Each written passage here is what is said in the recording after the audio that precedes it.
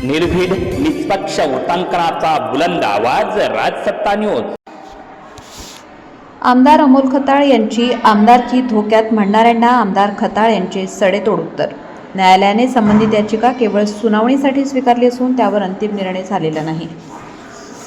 मात्र काही जणांना पुन्हा आमदार किंवा मुख्यमंत्री होण्याची स्वप्ने पडू लागली आहेत। मात्र संगमनेरच्या जनतेने दिलेला कौल हा अंतिम असून तोच माझ्या विजयाचा खरा आधार आहे, अशी टीका आमदार अमोल खताळ यांनी माजी महसूल मंत्री बाळासाहेब थोरात यांचे नाव न घेता केली। संगमनेर येथील मालपाणी लॉन्स येथे मुख्यमंत्री देवेंद्र फडणवीस यांच्या जन्मदिनाचे तसेच माजी उपमुख्यमंत्री स्वर्गीय अजित पवार यांच्या जयंतीनिमित्त छत्रपती शिवाजी महाराज महाराजस्व समाधान शिबिर आयोजित करण्यात आले होते।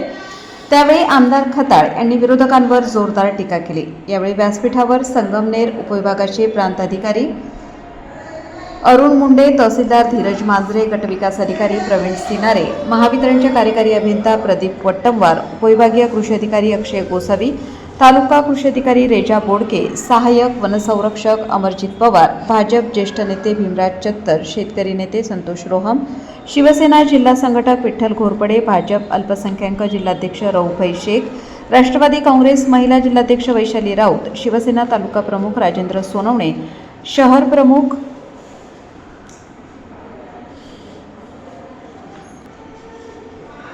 सूर्यवंशी, भाजप शहराध्यक्ष पायल ताजने, नगरसेविका साक्षी सूर्यवंशी, युवासेना जिल्हा प्रमुख सौरभ देशमुख, तालुका प्रमुख सुशील शेवाळे, शहर प्रमुख सार्थक शेवाळे यांच्यासह अनेक मान्यवर उपस्थित होते।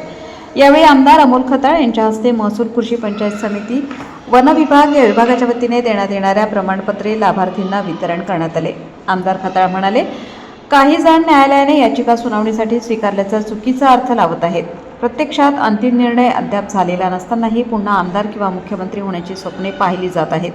मात्र वास्तव वेगळे आहे। 40 वर्ष जनतेने तुम्हाला नेतृत्व करण्याची संधी दिली, मात्र ज्यावेळी माझा जन्म झाला त्यावेळी मी अवघा 2 वर्षांचा असताना तुम्ही संगमनेरचे आमदार होतात। आज 42 वर्षांच्या तरुणाला जनतेने निवडून दिले आहे। हा पराभव कोणत्याही व्यक्तीने केलेला नसून संगमनेरच्या जनतेने आणि नियतीने केलेला आहे। माझा न्यायपालिकेवर संपूर्ण विश्वास आहे।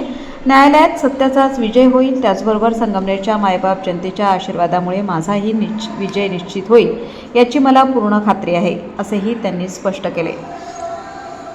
कार्यक्रमात आमदार अमोल खताळ यांनी राज्य शासनाच्या विविध जनकल्याणकारी योजना, मतदारसंघातील सुरू असलेली विकास कामे, प्रशासनातील बदल आणि भविष्यातील विकास आराखड्याचा आढावा घेत विरोधकांवर अप्रत्यक्षपणे जोरदार टीका केली। न्यायालयीन प्रक्रियेवर भाष्य करताना त्यांनी न्यायपालिकेवर पूर्ण विश्वास व्यक्त केला, तर जनतेने दिलेला कौलच सर्वोच्च असल्याचेही ठामपणे सांगितले। विशेष म्हणजे माजी मंत्री बाळासाहेब थोरात यांचे नाव न घेता केलेल्या टीकेमुळे राजकीय वर्तुळात विविध चर्चांना उधाण आले असून त्यांच्या भाषणाची दिवसभर तालुकाभर चर्चा रंगली।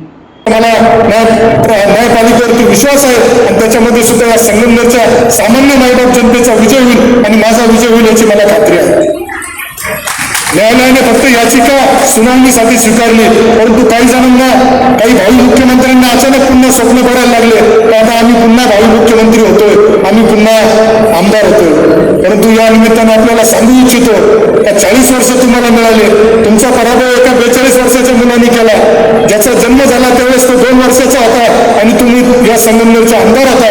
परंतु तुमचा पराभव या नियतीला मान्य, नियतीने तुमचा पराभव केला।